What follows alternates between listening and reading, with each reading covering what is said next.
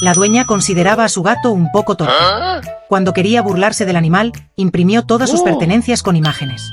Primero, reemplazó la comida del gato. Sin embargo, al ver un plato lleno de croquetas, el felino no le importó si era real o no.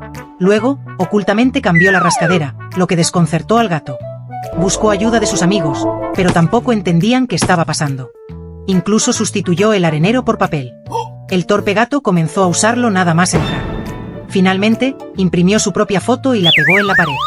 Al girarse y confirmar que se trataba de una broma, el felino ya no pudo soportarlo más.